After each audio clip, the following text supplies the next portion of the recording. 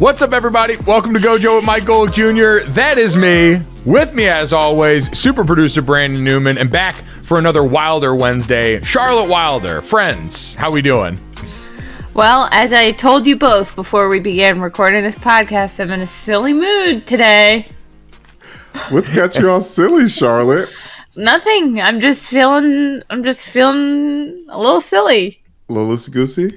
And this is why when someone gives me like a CBD gummy, I immediately think I'm extremely high.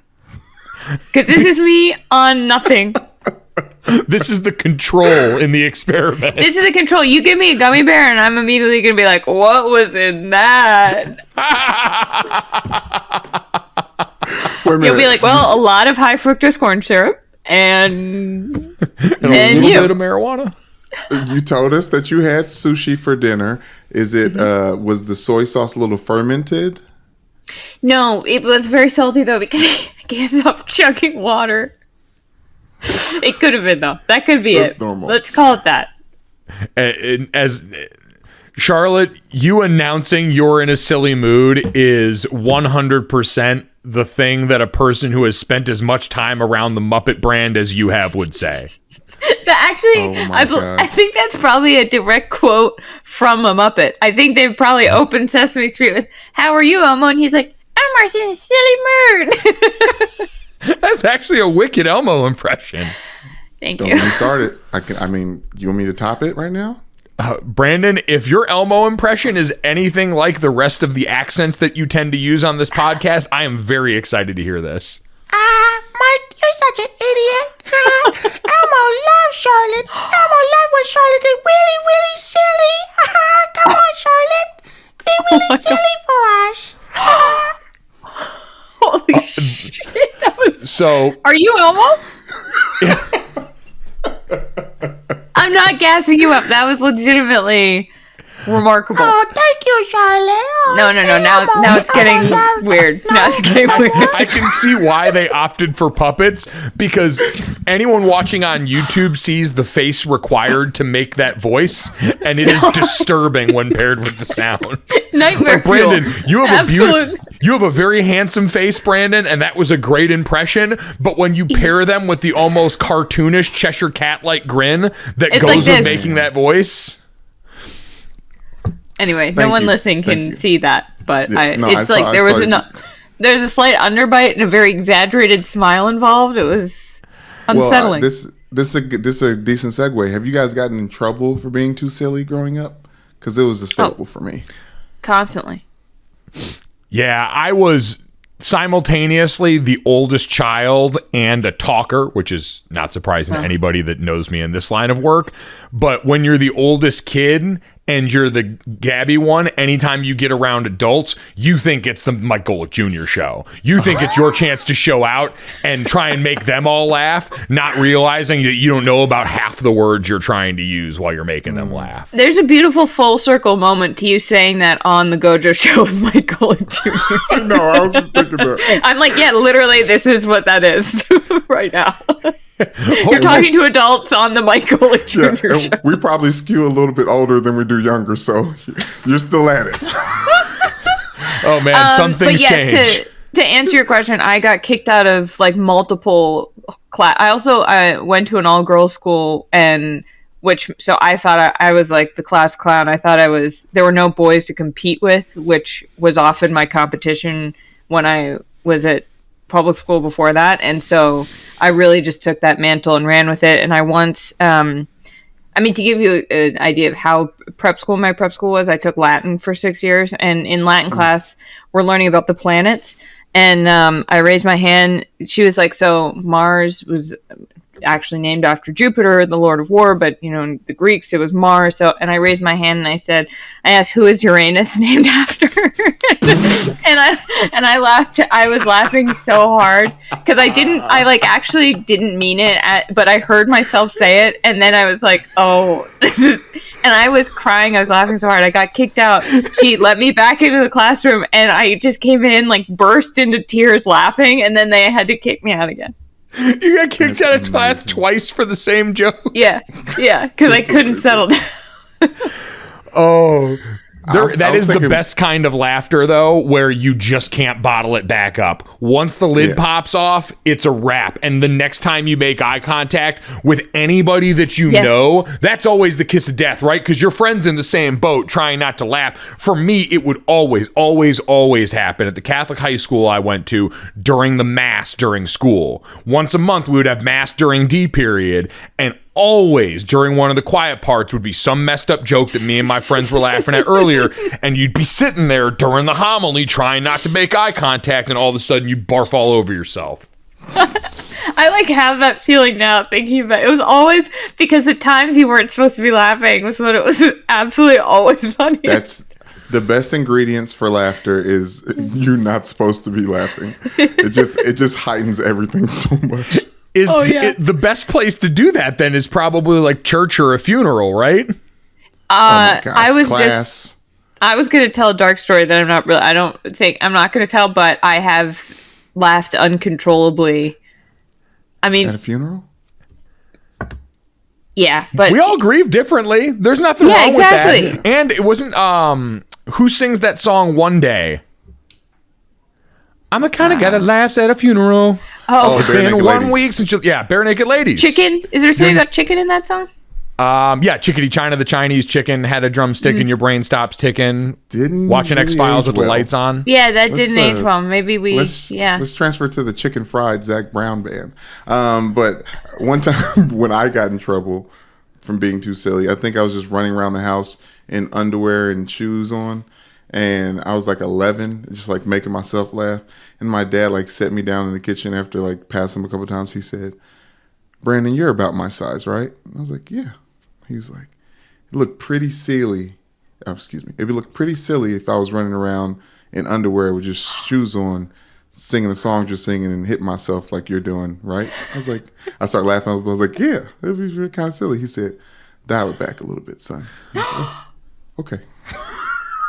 Okay. Oh, that's one of the most intense things I've ever heard. That's a military dad. Yeah, I mean that's how the message got home, and I was like, I love the idea of it not being you as a kid, but your big ass when you're a grown enough kid to where I mean, I tell you, I was in 7th grade. I was 265, so I was in 6th grade. So wait, say that again. You were how big? 265 in 7th grade. 260. How tall were you? 255. Around this height, probably 6 foot, 5'11", something. That's gotta kind of mess with you a little bit because you're still a little kid and people are you're an adult. Charlotte, don't even get me started. When I started riding training wheels, the streets of Detroit were not kind. It was big ass 4 wheels. You'll get your ass off there. I'm I'm of age, sirs. I'm of age, current gangbangers. That reminds me of one of my favorite quotes from anyone on our college football team. James Aldridge, our running back, one time, Chris Stewart was an offensive guard for us who was about 6'5", 350 pounds on a light day. Chris is a big dude, Houston Texans' very own, Klein High School's pride and joy. Chris was a big man. And Chris liked to mess around, though, and have fun. And at one point, he either tried to jump on James's back or do something like that. And James, who was the nicest person ever, snapped at him and said, "Chris, get out of here. You're too big to have fun." Oh, poor Chris. He was right, though. He was too big to have fun. Yeah, Chris is way too big to have fun. That's when a puppy is the size of a dog, but it's still a puppy. That's just mayhem. Yes. Oh my God. We got a great show for you guys today here. Plenty of stuff coming up on the NCAA front here. A ruling coming down. The first NIL infraction penalty that we have doled out from the NC2A as they try and get their stuff together. Plus some interesting sound bites from the NFL Combine already. And your most uncomfortable movie-going experiences. As always, make sure you download, subscribe, rate, and review Gojo wherever you get your podcasts. Leave us a 5-star rating. Leave us a review. And check us out on the DraftKings YouTube channel under the Gojo of Mike Golick Jr. tab so you can see Brandon's face when he was doing the Elmo voice and understand exactly what we were talking about because it was deeply, deeply disturbing. Oh, Charlotte, before we get to all of that, though, as often you come with surprises and bearing gifts on Wilder Wednesday, and you said you had a reality TV show take that you needed to get off your chest right now, so I want to make sure we give you the floor for that. Thank you so much, Michael. So, we started our careers both being invested in The Bachelor, I believe. Is that correct? Oh, yeah. Absolutely. Brandon, were you a Bachelor watcher? No, my first season was Sean Lowe. It was an amazing season. I got in and got out, but I've been casually watching The Bachelor and Bachelorette. Well, so my whole thing was the Bachelor is sports. Like, I firmly believe that reality television is sports and could be, like, you could have a whole, I mean, it is. It just is. Don't make me explain it. Oh, reality television is sports. At one point, the ESPN Fantasy app, while I was working there, had a Bachelor fantasy game. Yes. And me, Matthew Berry, and Stefania Bell did a Bachelor fantasy podcast weekly for the worldwide leader in sports. So, Charlotte, your seal of approval is 100% spot on. Yes. Okay, good. Thank you. So now that we've established that I just want anyone listening to know that this is a sports related discussion. So recently though, I feel like Netflix has taken the mantle of reality dating show top dog from ABC. The Bachelor is no longer relevant, in my opinion. Why would you watch one guy date 30 girls when because the problem is the whole show turns into the women fighting with each other or the men fighting with each other, and it's like, we all lived through high school. I don't need to see this again. Yeah. Hot take, by the way, The Bachelor is slowly just becoming a way for adult men to make friends. That's what I figured out, because everywhere you see the former Bachelorette contestant, so when it's 30 guys competing for one woman, they're all together. At every event you see, they're all palling around together, because as adult men, it's hard to make friends sometimes. So they put them in this house with unlimited food, booze, and workout material and get them to bond over the few simple things that guys can talk about. And then they have friends to work with in the wild after this. So actually a show about adult friendship. There we go as a segue into, but you're absolutely right, Charlotte. I agree with you. And the same goes for the women, which maybe makes me think they should turn it into some best friend reality show and just really throw a wrench in that whole friendship dynamic. But Netflix, I mean, Love is Blind. The season comes out. Love is Blind comes out the day before my birthday, and then Succession comes out the day after my birthday. So I might believe in God. But what I'm trying to say, there's a show on Netflix called The Perfect Match. And it brings in a bunch of, I don't know if anyone's watching this. I haven't seen much talk about this. I haven't seen, it hasn't like gained traction yet, I don't think. I don't know. But it takes former contestants from the Netflix reality show world, like Love is Blind, The Circle, The Mole, like The Circle France. I didn't watch The Circle, but I watched Love is Blind. 20-somethings Austin, I watched that. Basically, it's validation for anyone who has like rotted their brain watching all of this, because you're like, oh, that is such a Shane thing to say. And they all compete. Basically, it's like a house of musical chairs, because one night it'll be 5 guys and 7 girls, and then the guys choose the women, and then the 2 women who don't have a match have to leave. But then they'll bring in 2 other men, and then there'll be 7 men and 5 women, and then the women choose, and there's like strategy involved and like how you're choosing your match, but there are also people who are definitely into each other, and it's like it's the best reality dating show on television is my hot take. It sounds like, and you can correct me if I'm wrong here, it sounds like all-star game format for Bachelor in Paradise. If you essentially took the Bachelor in Paradise model, but went all-star game format where you got to pluck from a variety of different reality shows, which is viewed as, by and large, the best Bachelor or Bachelorette franchise or show that people gravitate towards. So it's the right model, and like you said, you get to source from all of these different places and all these different big personalities. Yes, and I think that you guys should watch it, and then the next time I'm on, we should talk about 1 or 2, or in 2 weeks or 3 weeks. Who's to say? It's timeless. I'm ready to jump in. This article that I'm reading on Men's Health has me pulled in as much as your description of it. Bringing together the flirty, fun relationship drama of dating shows like Love is Blind and Too Hot to Handle with competitive clash of challenge-based elimination shows. where the biggest, boldest personalities come out to play. It's basically Survivor, but dating. I'm also amazed. It's unbelievable. Just because I've started cutting my own hair since I'm bald now, so I just shave my head like once or twice a week. I haven't gone to a barber shop in years, which is why I haven't seen or read a Men's Health in that long. Because the only place in my world that those exist is at the magazine rack at a haircut place. Definitely. Oh, man. All right. So we're going to become a perfect match pod. We've already been a The Last of Us podcast, which we'll have the review for that coming up on Thursday's pod, as it's loosely become tradition for this now. So it adds a nice little wrinkle to Wednesdays. Can I say? Just, we don't have to, it doesn't have to take up a ton of time. I just think everyone would have a lot of fun if they let themselves drift off into this world for an hour or so at a time. Can I ask you a very respectful question? Yeah. Because your eyes are your windows to your soul, and you got to keep your eyes clean sometimes. And sometimes I don't want smut. How horny is this show? Not smutty. Because I don't watch Too Hot to Handle. I watched the first season of it, and it was too hot to handle.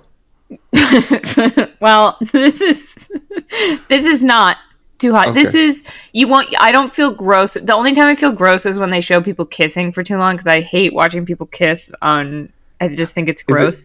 Is it like World Rules Challenge, like that level of like just scantily clad but no grinding? Yeah. Okay. No, like black light can like the over the covers insinuating. No, none of that. Okay. None of that. Good. And I mean, like, it's tasteful. Okay. Mike, what is wrong with you? Well, the notion that Brandon Newman, who everyone has come to know on this podcast, who's asked horny if on something Maine. was too horny. The man who is branded as horny on Maine asked for that, and then, while asking if it was too horny, proceeded to ask for hornier and hornier details. Like, oh, do they go under the covers? Are they scantily clad, leaving something to the imagination, but still a lot to offer to the screen?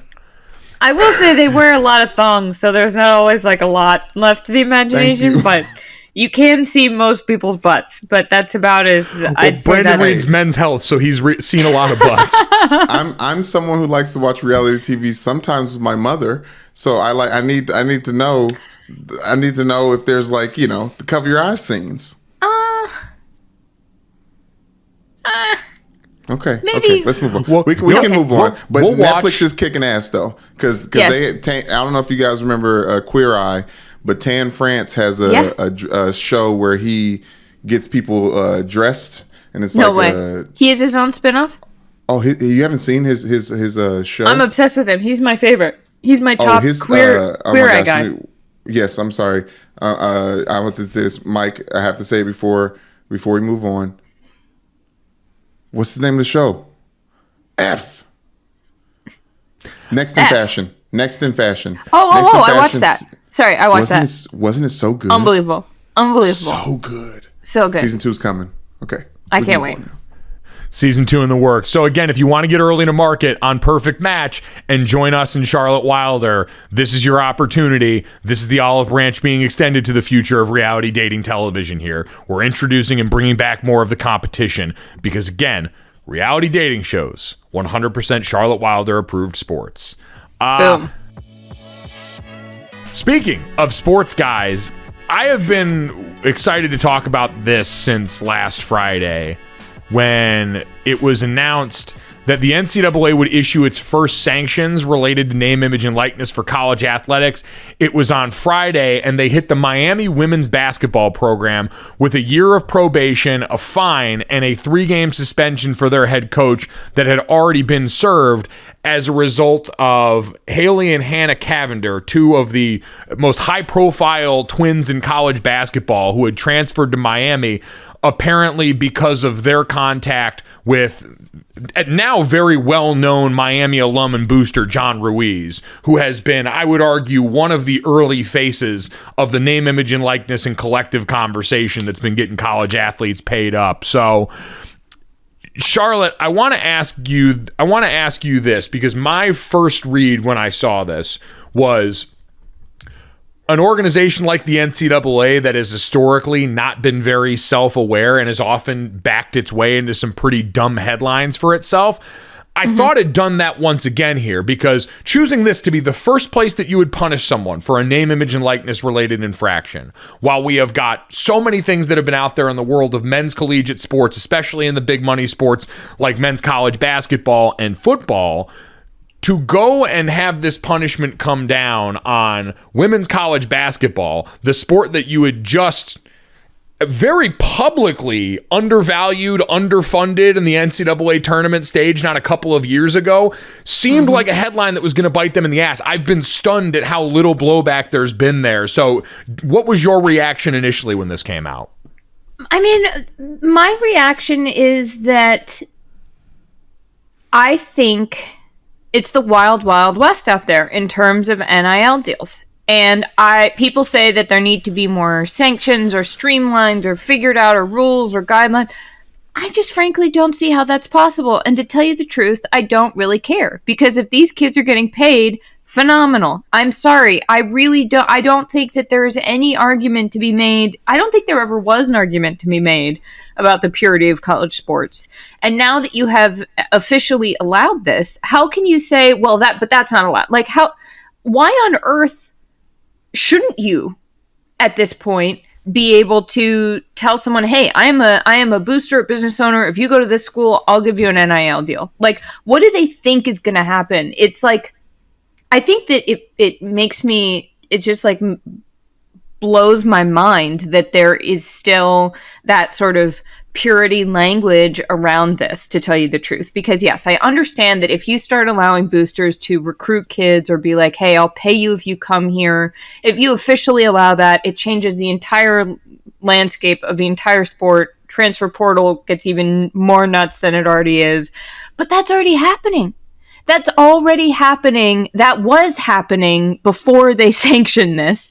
It's just like the most bizarre rule to come down on. And I think this case, I did some research into this case. The guy who they are saying has done the infracting, well, he didn't get punished. Like only the women's basketball coach got punished. Yeah, I was gonna say it should be clear in this as far as the punishment that came down. The players were not punished here in the Cavinder twins, and right. John Ruiz, the booster, was not forced to disassociate, which is essentially the NCAA coming in and saying this booster is no longer allowed to support this program anymore. So they came and did the absolute bare minimum on this because that's the only thing they could get away with here. They had text messages from the head coach of this team helping facilitate a dinner between the Cavinder twins and John Ruiz, but they didn't have any documentation of him trying to incentivize them to come there, and no documentation of any other impropriety. They essentially had text messages and then a picture of the Cavinders out at dinner with John Ruiz, and that's it. So the only thing they could do, because Miami cooperated, which is a big part of this, Miami came in and said, here's what we know. We're sorry. This was a mistake. The coach came out and basically said, at a time where the rules were changing a lot, we weren't aware that this was a problem. In the future, we won't do this, yada, yada, yada. So yes, it was the bare minimum punishment-wise because that's all they had enough evidence to prove. Right. And Katie Meyer, the women's basketball coach at Miami, is like, I'm not trying to break these rules. Like, how is she supposed, like, you could also argue that before NIL, that this could have been a standard practice before that law went into effect. It's like, you want to go to this school, meet this wealthy alum, there's nothing that I find especially egregious about it, except for the fact that after the fact, they signed with him, but he pays every single football player on that team, basically. I found a list of the total payments that his company Life Wallet has paid out. The most famous one is $800,000 plus a car to Nigel Pack, a Miami men's basketball player. Yeah, which is a very high-profile case that was, I shouldn't say case. It was a very high-profile, like, public negotiation that almost went on with that particular player. So yes, that was one of the big ones early on. Right, but then if you look at the list of football players, I mean, he's giving, like, the long snapper even gets $2,500, but then, like, a a wide receiver gets 45 grand, like a safety gets 43,000. I mean, it's like the problem, it's just so insane to me to come down on this one coach and be like tisk tisk when this is something that's so much bigger. So well, it's my issue as well is that it's a female, it's a woman's coaching women's basketball, and the first NIL sanction that's getting handed out from the NCAA is on a women's sport, with all the money that's been sitting around with college basketball for men's, with the football teams around the country. That's why it feels dirty to me, is that the NCAA is trying to bite a hand that's not that it's wounded already, but this Katie Meyer had a suspension last year from the NCAA just from cooperating with the NCAA probe. Like it's low hanging fruit for them to pick on this franchise, this part of the department of the university as a whole, in my opinion. Yeah, this is exactly what it is it was the easy opportunity for them. Everything else is going to be very complicated. So much so that in January, the NCAA changed the rule about the burden of proof.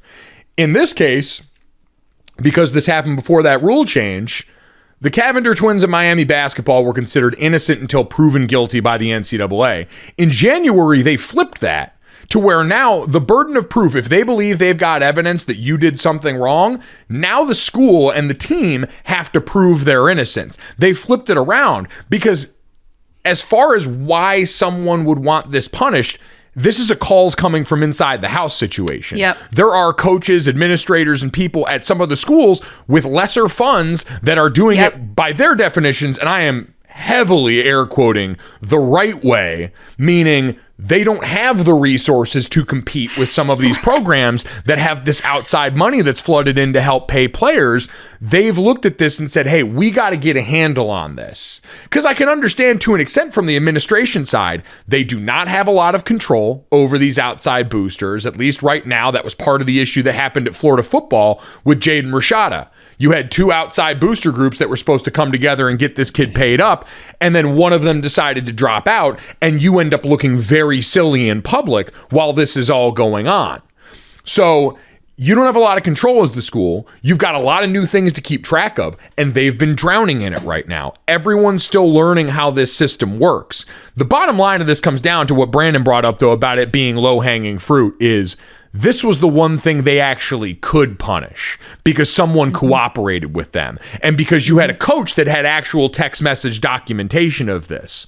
Like, if there's a lesson to be taken from this going forward, it's you just got to be a little cleaner covering your tracks. Like, every college athletics program should be forced to watch Better Call Saul and learn how to use a burner because you shouldn't have evidence of that. My biggest... Charlotte, you talked about how kind of difficult this is to pin down, right? What's to stop someone recruiting a player from saying, hey, we're not going to offer you X, Y, or Z, but here's exactly what a player of your caliber, at your position, at this school could make, and here's who you'd get the money from. Here's this collective that we can list on our school website because schools are allowed to be associated with them. This is where you're going to get all that money. This is exactly how much you'd get paid based on what rating you were as a player and what position you play and where we're going as a program. This is what you would get if you were an athlete at our school, because you can pay the players that you got on campus. These collectives can grease the palms of players on campus once they're there. It's just this idea that's an inducement for recruiting. And again, because of that gray area I just described, to me, it should be impossible to prove, especially as you get more third parties. You get NIL agents representing these high school kids. You have these collectives that are now still separate from the school in a lot of ways that can also be an added buffer in the conversations about compensation once these players get to campus. Yeah, that's exactly my point about, like, who's to say that dinner is what did it? Who's to say, like, and I think my problem, I have two things coming off of this. One, who's to say that the kids themselves won't go on the internet, look it up, DM current players, say, what do you make here? What do you make there? Oh. It's like, it's market value. You have created a free market, and then you're getting mad at people for existing within that system. And that is what feels like total bullshit to me. And I also don't think it's any accident and this might sound very cynical, but maybe I've been a woman in sports for too long. I don't think it is any accident that it is on two of the highest profile women basketball players. Paige Beckers, who I believe is still the highest paid college athlete, although I'm not sure because she's been hurt. She's up there. Women's basketball. Her She's name, up Olivia Dunn from LSU's gymnastics team. Yes. The Cavinder twins have been, especially among women's college, and really for them, the Cavinder twins have been top 5 in earnings for NIL by almost any conceivable metric. Right. So you look at that and you look at how many women are the top earners, more than football players, more than this. And the sports world, which is like the last bastion of masculinity for so many people, probably, excuse my language, probably fucking hates that. People do not like when women succeed in spaces that are supposed to, quote, be for men. And so these schools and these boosters and these people and these administrators, everyone's had to watch these young, unbelievably talented women get paid more often than men are as individuals. And I think it is absolutely no accident, whether it's subconscious or not, that the first punishment to be handed down is to a women's basketball And program. Even if that wasn't a directive, the fact that they would allow that optically to seep out with the background we talked about of them messing up the bag on the women's tournament so recently, that's the part that just, the juice didn't seem worth the squeeze here, because I look at this slap on the wrist. What is this supposed to de-incentivize? The NCAA is trying to come out and look like they got teeth and trying to say other people, hey, we'll come and punish you.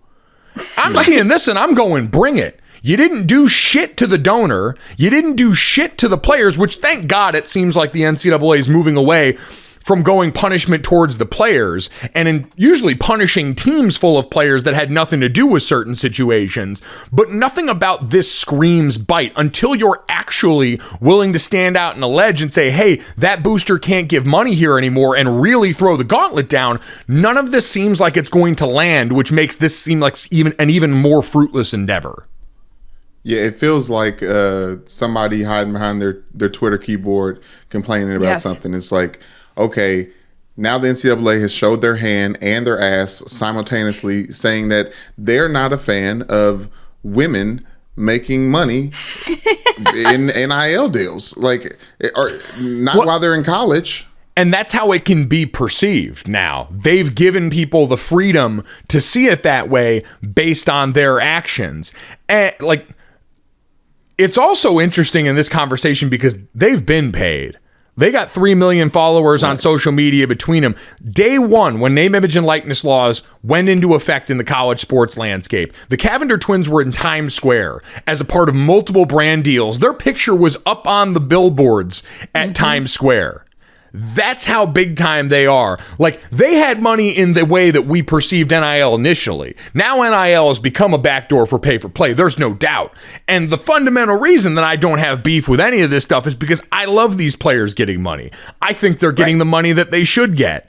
So at the end of the day, I don't think you're going to find a lot of people that agree with what the NCAA is doing in any of these, because I think by and large, in a way that I never would have predicted when I started doing this job, it really seems like the tide has turned quickly on the way that people view this in the public light.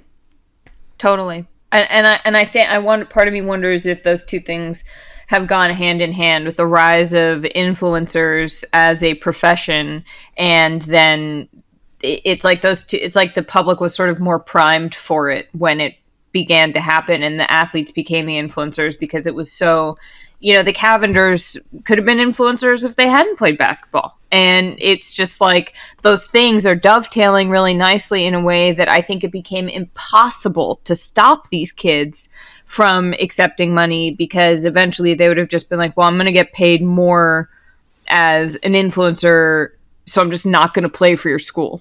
And it would have completely, like, NIL had to happen, and people are still mad about it. They are, because for so long, well, and I mean, in the college sport landscape in general, the thing that I had always thought had held it back was jealousy, right? These athletes, in so many people's mind, because they're getting scholarships, were viewed as having so much more than the general person that goes to college, that even if we find out, as we have, that a bunch of them are worth even more than that, people looked at it as, well, why is there crying about not having enough? It's not about not having enough. It's about looking around at TV rights deals that are going to pay out the Big Ten something to the tune of $75 million a school when this kicks in. And the constant rampage of rights talk that we have over college sports right now, it's that old line, I learned it by watching you. Like, players looked up and they saw, hey, everybody else is making a shit ton of money doing all this. Why can't we do that? And enough people looked around and saw that and were like, yeah, no, that's pretty messed up. And on top of that, us being able to throw cash this way helps State U, whoever I support, go out there and get the best players humanly possible. I want my team to win because it makes me feel good, so why wouldn't I support that? Instead of putting my name on some building, now I can just have my name tied to whatever fund I donate to this collective. I think that's exactly right. It reminds me, I feel like the NCAA right now is the teacher in Ferris Bueller, and all of the athletes are Ferris and Sloan and Cameron just having a day being like, yeah, I'm going to crash my dad's Porsche. What are you going to do about it? And the principal's like, just looking for something to any little thing that they can, slap a ruler on some knuckles for. And Charlotte, that is the perfect comp, because you know what the moral is at the end too, as they get away with all of that, as Ferris and his friends lie their way through that, is never once cooperate. Like, if you just snitched. Nobody snitched, and you were good. And that's really my other takeaway. In addition to, hey, just watch how you do the messaging around this. Again, let the NIL agents handle this. Let the people in these collectives that now you can have relationships with as the school handle this. It requires you to do that work and have that trust, because there is still some anxiety about these athletic departments having outsiders handling the recruits that these coaching staffs are working so hard to get. I don't deny that that's a difficult part of this, but on the player side, you're going to see more and more agents pop up, NIL agents, legitimate ones, for players that are coming out of high school, so you're going to have conduits from that. But on the backside, should the NCAA come knocking at your door, as someone who personally had 12 wins vacated from their senior season, when Notre Dame did cooperate with the NCAA on an investigation despite having very few priors, they have not given teams and schools a lot of incentive historically to actually cooperate and receive lenience on the other side. They're trying to show that here, saying, look, Miami cooperated. We just gave the coach 3 games. None of the kids got punished. None of the boosters got punished. We're all good here. You can trust us. I'm just here to tell you, I don't think you can. I think historically we've got enough examples of you not being able to, and I don't think you want to be the first school that goes out on a limb trying to cooperate when you've done more than just have a picture with a dinner be the conversation, cough, cough, Florida. Okay, well, I don't appreciate you guys spoiling Ferris Bueller's Day Out. Just wanted to say that. Open there. But even with, and I hear you leaning towards Florida, Mike, because when it comes to the football side of things, I think a lot of these collectives that are funding these, like all the money that's going into it, is like they're looking at it like, well, this is a fraction of what this person is potentially going to make at the next level, right? So like this is just like easing them into this, where on the opposite side of that, in women's basketball at the NCAA level, this is the time to capitalize on the most money they may ever make, especially while in their sport. And the fact that the NCAA is proving that they are uncomfortable owning, they already know that they can't police the space. It's been talked about all season long while people have been playing football games and winning said football games, and money has been handed on, and people are working for Duke's Mayo and this Milo Sweet Tea and X, Y, and Z, and nothing has come out. But now, when the women basketball players that are popular on TikTok change schools, and they already have someone that they've sanctioned in Miami who is already trying to switch up everything around Miami with money, it's more than just a bad look. It really does set something. It's setting something into motion. What I will say, as the one bit of pushback there, is all the names you just talked about were some of the biggest in this conversation. Like, if you were to word cloud the NIL space being introduced to college football, John Ruiz and the Cavinder twins are huge parts of it. I think it's dumb optically given what you got on the back end of it, but there is also that thought of, Word association, people have heard of everyone involved in this conversation. Miami as a school has been at the center of it, and the rest of this is going to be very hard for them to prove for the reasons that we talked to. It goes all the way back to your comment, Brandon. This was the low-hanging fruit. I don't think they should have taken it for exactly this reason, but this is the act of desperate people. They are desperate to try and find any way to be useful in their minds in this process, and this was their first stab at it.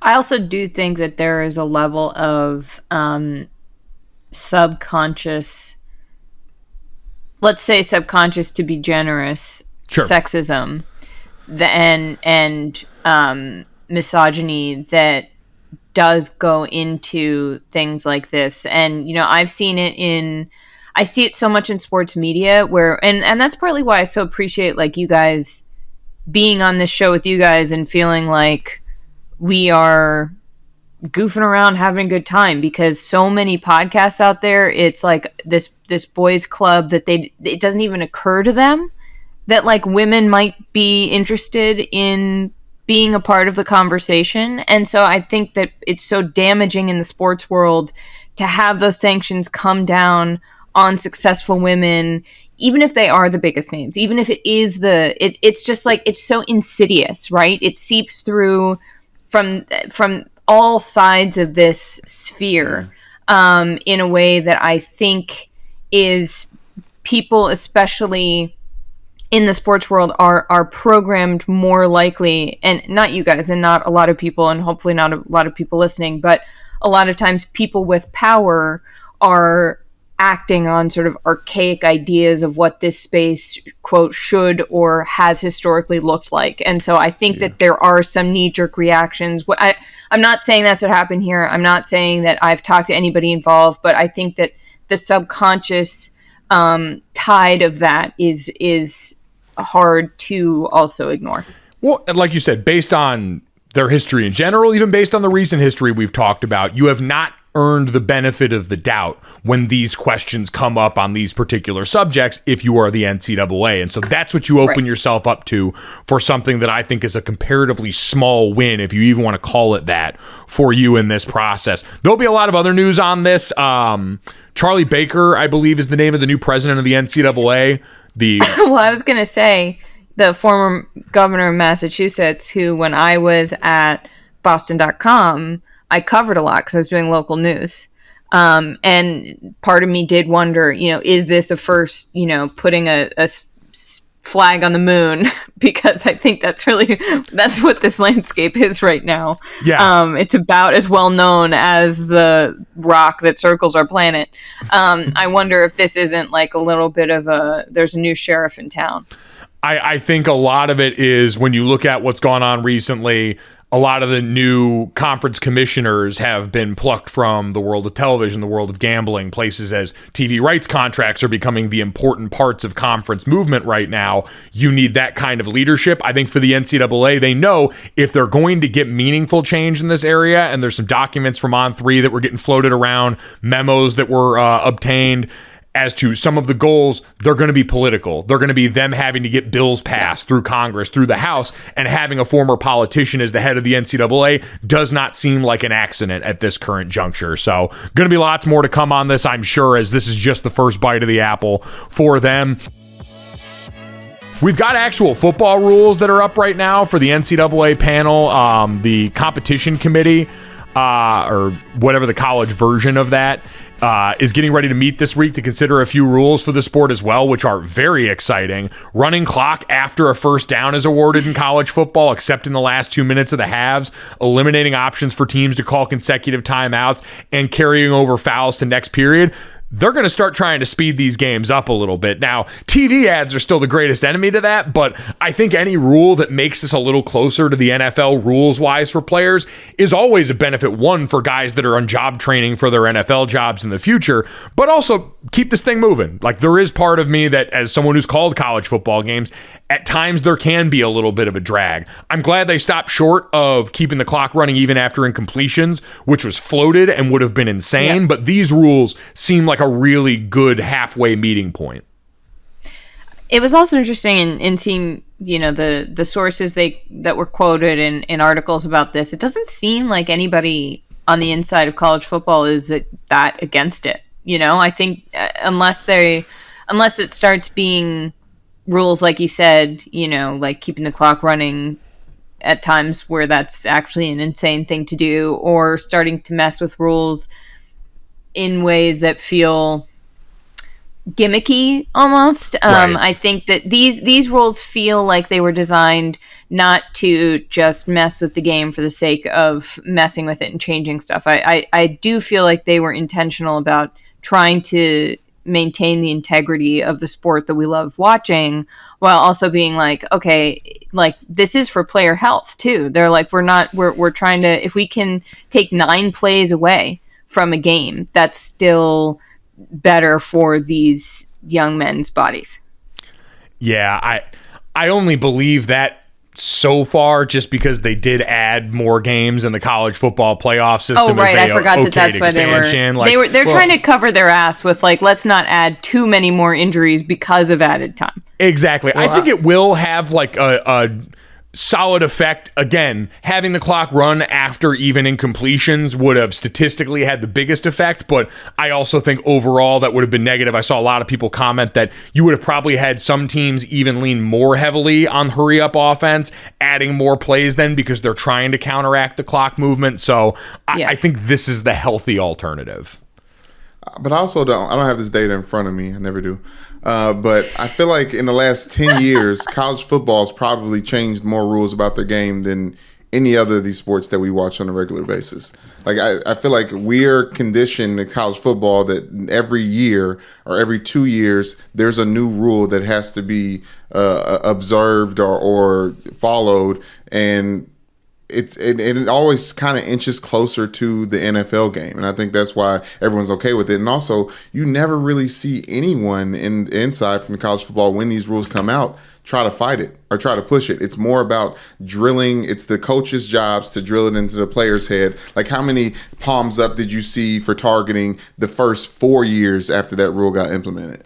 Yeah, I feel like targeting is probably the one that makes it feel like there's an outsized level of changes because so much of the focus has been on that. The changes in overtime that have happened recently after that Texas A&M LSU massive 7 overtime game from a few years ago. But you're right in that the coaches are the ones that complain about this. You famously go back to Nick Saban asking for rules to be made about hurry up offenses that had beat him, saying, is this what we want our game to be, before he promptly turned his offense into the death machine that ruled college football. So again, all of Nick Saban's statements are warning shots.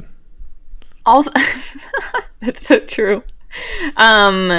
Also, the idea that the rules are somehow catching up to the coaching is very interesting to me, that you are either trying to do what Nick Saban was saying he was saying, which is preserve something, or you are fitting rules to what is already happening, is an interesting dynamic that gets tossed into this a little bit. And then for coaches to be like, okay, now how do we stay ahead of these rules? And then on and on.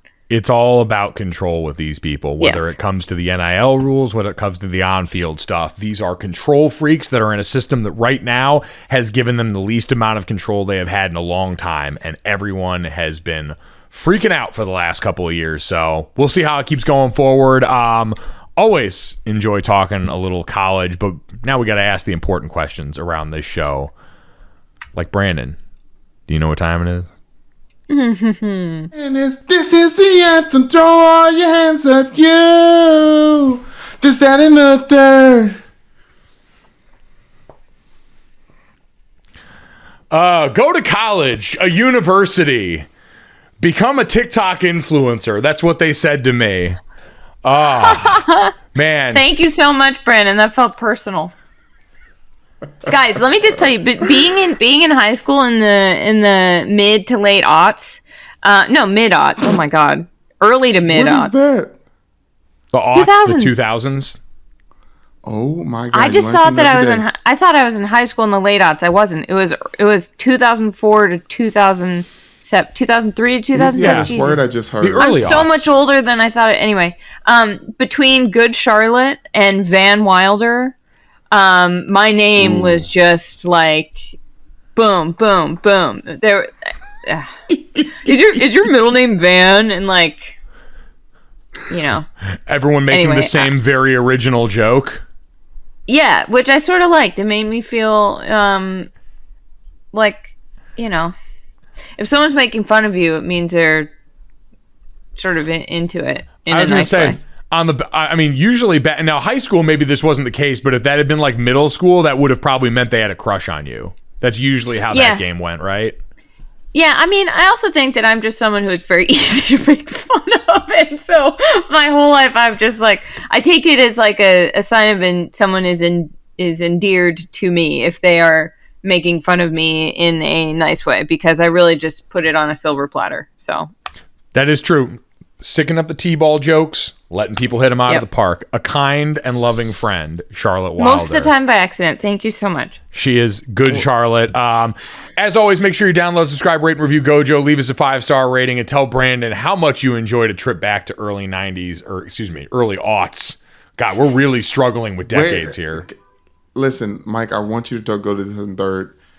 But where the hell did y'all learn this word aughts? Is it a Sesame Street episode I missed? Was it an SAT word? Like, no. I know I don't know words because I use them loosely from what I heard. But Brandon, it's in like articles. Yeah. Okay. It's like you read it. It's like a written thing. People don't say it. I guess people say it. I'm 33 years old. I looked it up on Wikipedia, and it says in American English, aughts, or in British English, naughties, are terms referring to the decade from 2000 to 2009. The naughties. They sure were. Oh, the naughties. Naughties, sure were. Naughties by Nature sounds like a great cover band name. Do you know that Naughty by Nature came to Colby College my freshman year, and I danced on stage with Naughty by Nature, and it was one of the greatest. I was obsessed when I was in like 8th grade, and they showed up, and I was just like, this is the best day of my life. You know what? At Gojo Show on Twitter, what's the strangest act that no one would have expected that came and played at your college? Because I feel like history is littered with pairings like that. The only time I've seen Ludacris in concert was at Fairfield University in Connecticut. Yeah, weird one. Like, does not make a whole lot of sense. No. We had Naughty by Nature, Slightly Stupid. Do you guys? Slightly? But they were just like at every college. Do you remember Girl Talk? Yes. Oh my God. All the mashups, that random guy who like mashed up every single song you've ever heard of. Oh my God. We had Big Sean come to Notre Dame very early on in the Big Sean character arc. Awesome. That was actually, he was less famous than Wiz Khalifa when he came through. We had Wiz Khalifa too. That was, but at Notre Dame it's very odd. Yeah, very that's odd weirder to bring than the cushion orange juice guy to South Bend, but. At Gojo Show on Twitter, the best concert and college pairing that you can muster up. We will take them here. Let's get that and third. 3 quick stories to finish off the day on here, guys. Coaches are at the combine and they are talking, and this is good relationship advice, I think, just in general, because if your person is really your person, they will get out and they will publicly declare their love for the masses to hear. Take the Cincinnati Bengals, for example. There's been all these rumors after the season that T. Higgins, one of their star receivers, might be on the trade block because at some point somebody can't get paid. Joe Burrow's going to be up for a deal soon. Jamar Chase is going to be a guy that you got to pay up. But during the annual session at the Combine, team executive Duke Tobin refuted any notion that the team would be interested in shopping their standout receiver. He said, quote, "If they want a receiver, go find your own. In my opinion, T. Higgins is in a good place for the Cincinnati Bengals. The trade stuff is a little ridiculous right now." That got to feel good to hear. Yeah, it does. It also probably feels really shitty to hear in a few years when they have to trade him. Right. Exactly. I'm offering that as opposed to this about Seahawks quarterback Geno Smith. Oh.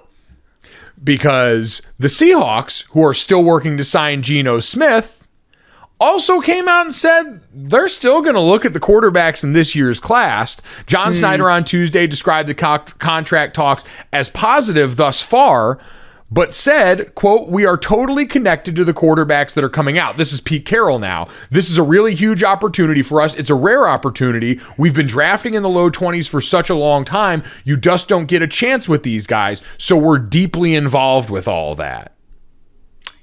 Yikes. Okay, that's not even as bad as what the Tampa Bay Buccaneers GM just did at the combine. I don't know if you guys heard, but he was singing playoff Leonard Fournette's praises, saying that he has many years left with him at running back as a 3-down back in the NFL. And later that day, they said they plan on releasing him March 15th. Now, in fairness, I believe Leonard Fournette did come out and say that he asked for his release. So it took two to tango there. Okay. We never know what's going on in everyone's marital bedroom. But I'm just saying, again, if your person's really your person, they'll at least make themselves look dumb by lying on you publicly. Look, great. I think the most you can ask for in professional sports is for someone to say they love you and then prove it. And then the second most you can ask for is have someone say they love you and then make themselves look really, really stupid while you get paid somewhere else. Exactly. You get to be the good person and you're still getting fistfuls of money on the other side. That seems like a fair trade. Yeah. But we also realize that we are to believe 0 things that any of these people say at all times. Right. 100%. Like, is that fair? Like Mike, you said it feels good, but it's just, it feels good to the point where like, yeah, MFer, you better not let me find out some stuff out in the streets. Like, yes, it feels good in the sense that you have ammunition either way, I think. Right. Is what it might not feel heartwarming, but it feels like another tool in your arsenal, if nothing else. Right. As Brandon's favorite artist would say, tell me lies, make it sound good, make it sound good.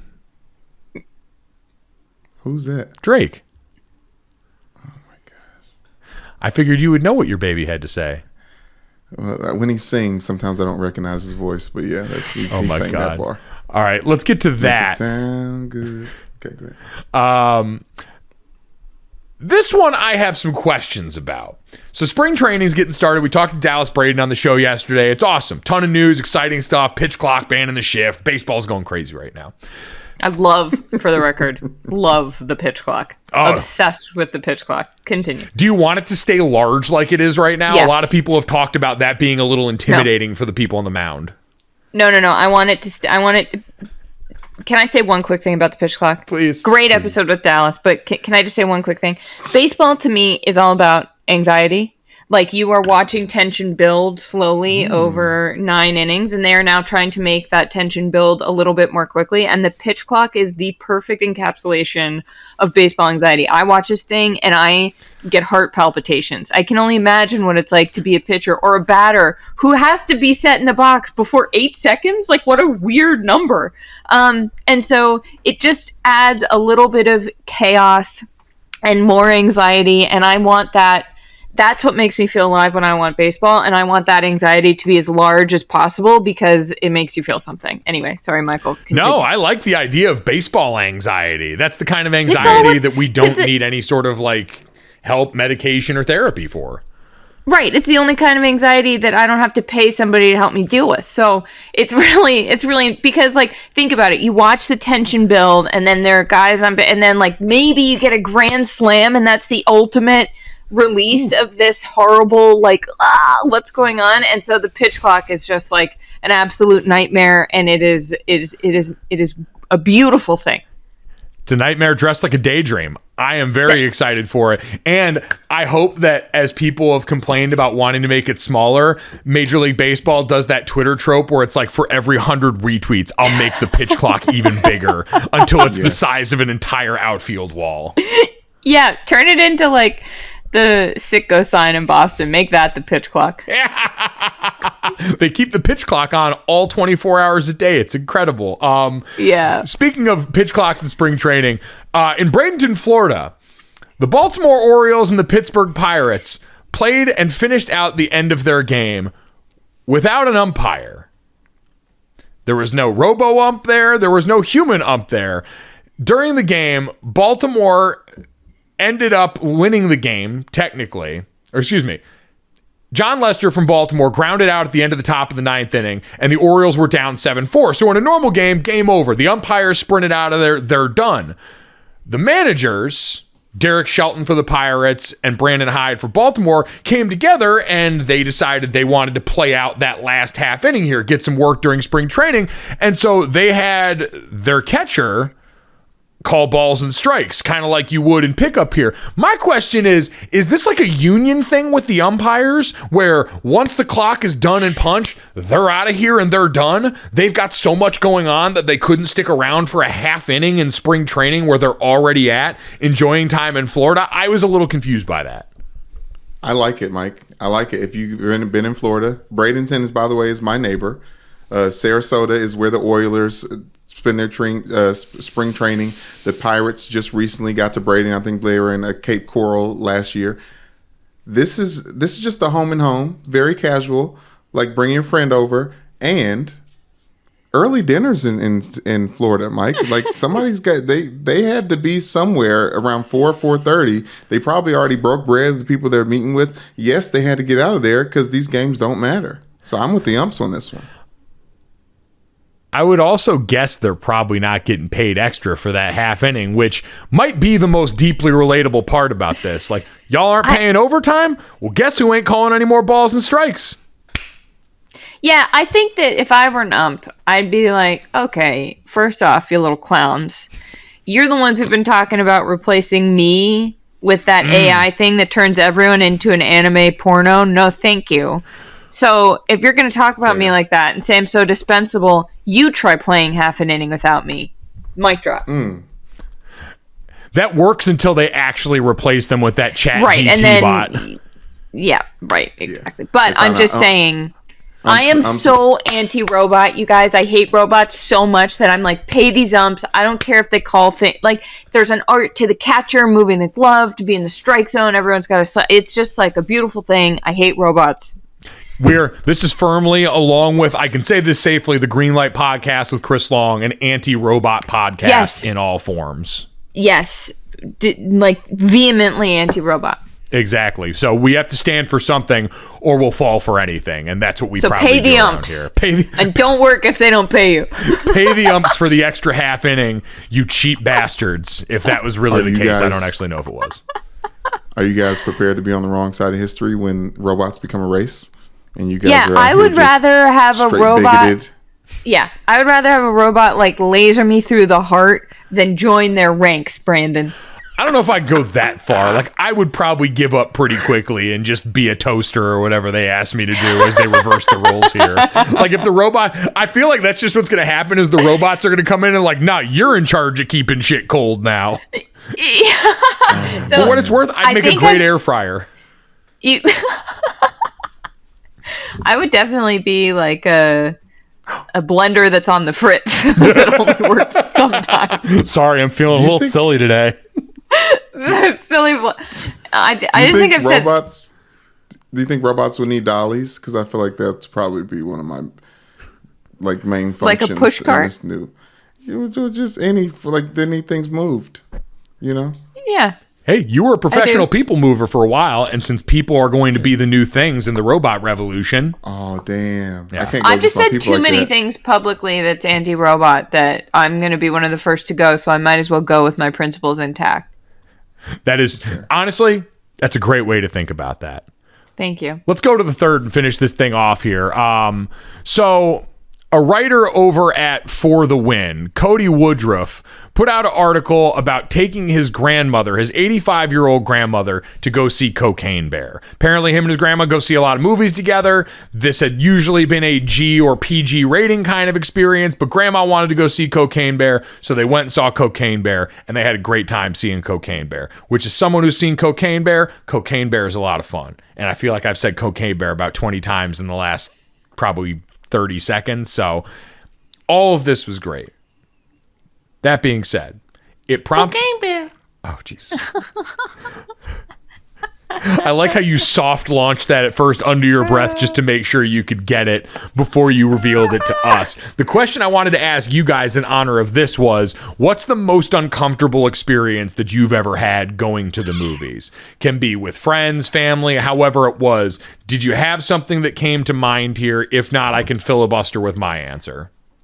I have one. The first one that comes to mind was going with my uncle and my 4 younger cousins to see Wedding Crashers when the opening montage is just boobs. Yeah. And it wasn't like a huge deal. Like we all thought we loved the movie, thought it was really funny. But I do remember in that moment just being like, yay. A lot of boobs. A lot of boobs. A lot of breasticles. Jesus Christ. What? There are a lot of breasticles in that movie. I think I saw Horrible Bosses with my mom and little cousin, and Jennifer Aniston gets a little too racy in there. Like she's really all up on Charlie Day's ass, and it's a little bit too softcore porny for me. So now that was a little uncomfortable. That's the best I got. I could see that being a little bit uncomfortable. That one makes a fair amount of sense. It's Horrible Bosses, great movie, but it's always about context. Like the example that I got from @CheeseTweeted22, which is incredible that Cheese can now tweet. I saw Up. My grandmother had died the fall before. I was also on marijuana.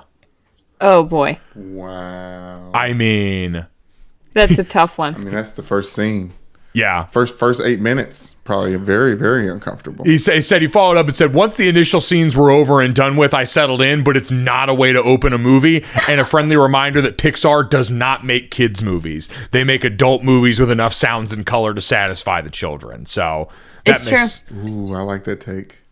What was yours, Mike? Mine was Christmas Eve, whatever year Wolf of Wall Street came out.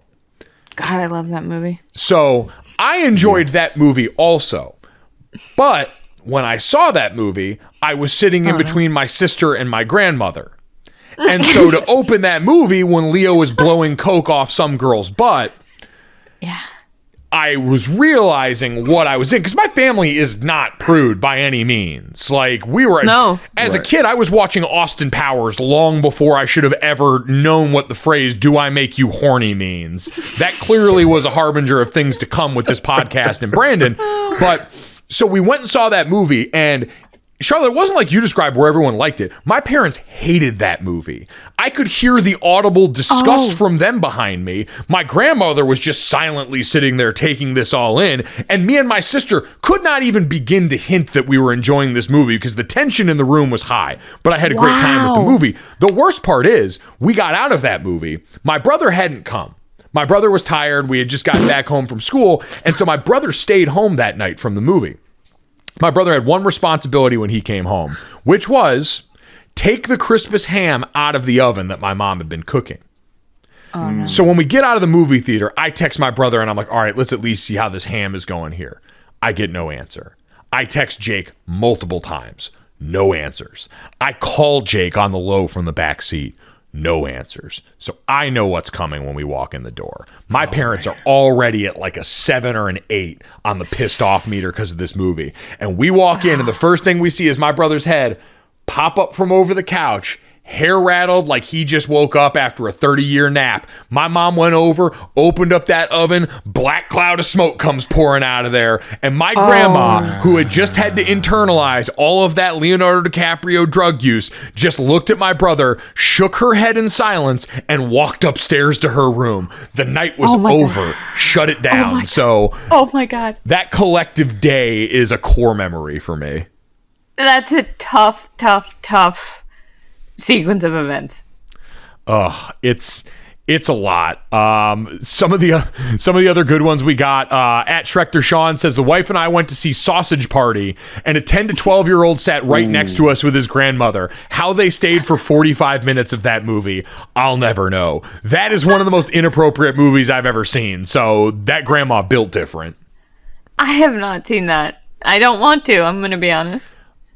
I haven't seen this movie. Nicole Arbach, our friend of the show and senior writer at The Athletic, saw Black Swan with her dad. I've never seen Black Swan, but I do know essentially what it's about. That's a dark one. That's a weird. Can I speak? Yeah, now? there's some kinky stuff. I don't know. Okay. I saw Black Swan in Sarasota when I was coming back from spring break. Some reason I was in Sarasota. The amount of old white people that walked out of that theater, like in droves, I was just shocked by. I understand it was very uncomfortable. Mike, you haven't seen it? No. Like it's a little gritty. It's not like sexy. It's like, okay, this is kind of hard to watch, like an artistic Jackass, if you will. That's the best description. I have of never Black Swan. I have never heard anyone liken it to that, but now it's really going to be interesting if I ever see that movie. I would argue that Jackass is in and of itself artistic, but to each his own. 100%. David Harton said, I convinced my mom to take me to see He Got Game when I was 12 because it's a basketball movie. My God-fearing mother made me cover my face during the recruiting visit and the car ride with Big Time Willie. She never took me to an R-rated movie again. I am 36 years old. Oh, that's the good stuff. Oh, there's so many good ones. This one honestly made me laugh. Blue Max MB said The Shape of Water with my parents, aunt, uncle, and younger cousin, whose age I couldn't remember at the time, but she was in college. My dad would have been so pissed if I had taken him to that movie, purely because he hated that movie.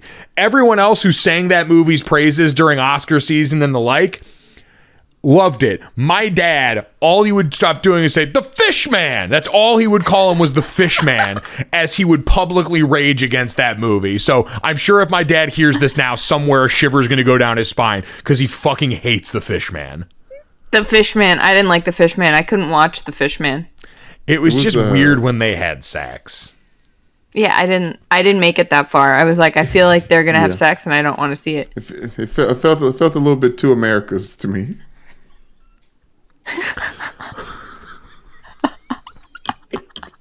We hope this podcast didn't feel a little bit too America's for. They wasn't supposed to be together. Octavia Spencer told her, "Don't do this. Not even for love. The races are not supposed to mix." Oh. It's species in this case.